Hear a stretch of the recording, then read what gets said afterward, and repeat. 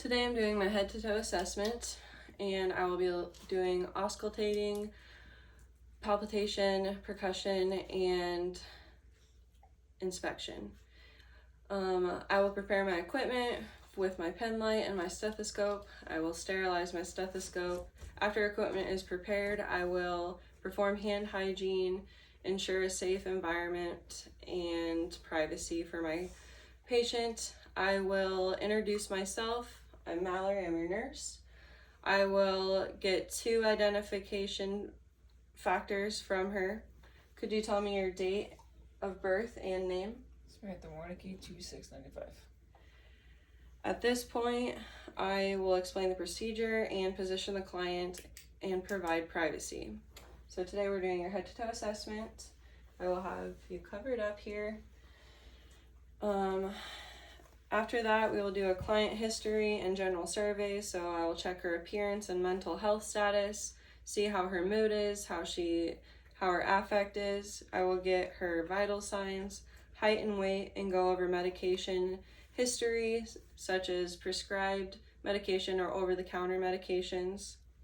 Then I will start with my head and neck.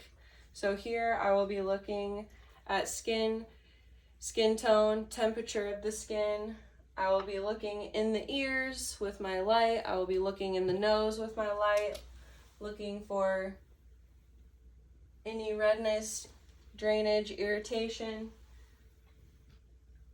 in the nose, in the mouth. Open, stick your tongue out.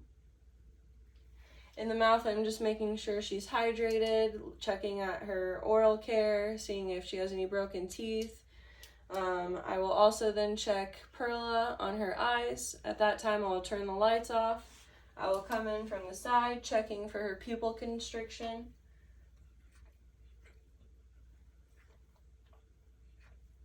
I will do that again, looking at the other eye that the light is not in.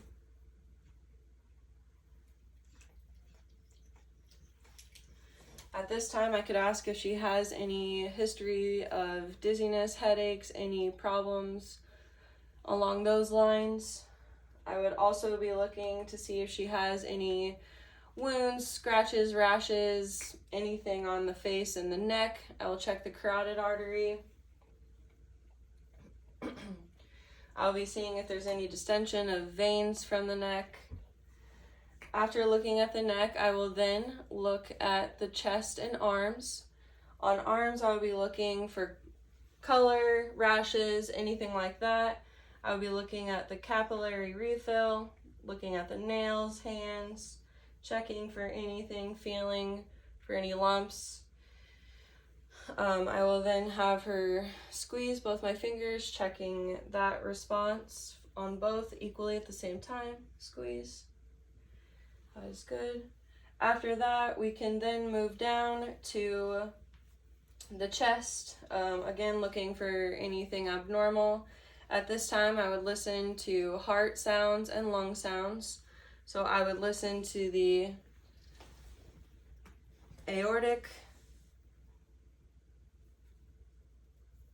and this would be the second intercostal space on the right side. Then I would listen to the pulmonic, that would be the left second side intercostal space.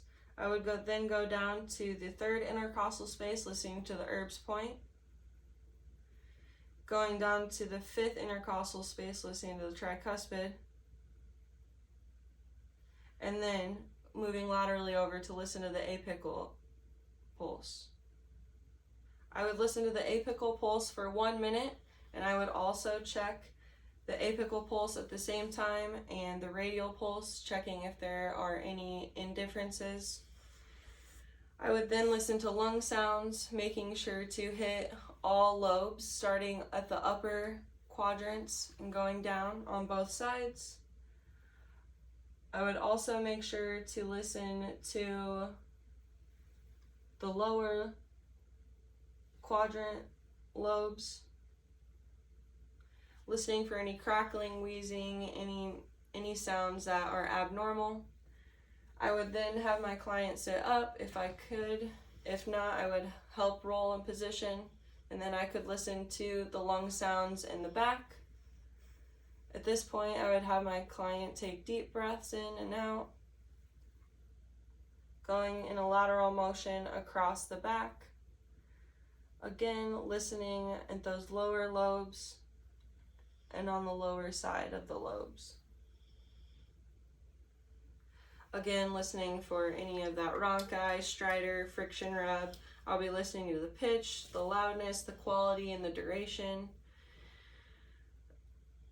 After listening to lung sounds and heart sounds, I could ask if you are having any problems with asthma, any problems breathing, any pain while breathing. After assessing that, I could move to the abdomen. I would expose the abdomen. I would auscultate the abdomen first in all 4 quadrants, listening for bowel sounds, listening to see if they are active or inactive, hyperactive or hypoactive, listening in all 4.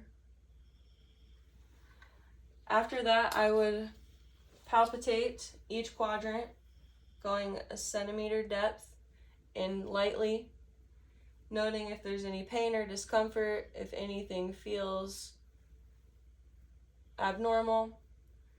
At this time, I could ask about bowel history, how many bowel movements they have, when they've had it, the color, the consistency, if they've had any incontinence. I would also ask about urination, if they're having any problems retaining, how they void. I would then move to my lower extremities, exposing legs only. Again, looking at color, looking for rashes, lesions, wounds, feeling for bumps, anything that would look abnormal. Checking the cap refill on the ends of the toes.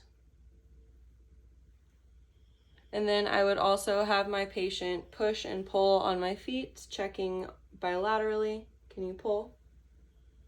Good. Push. Good.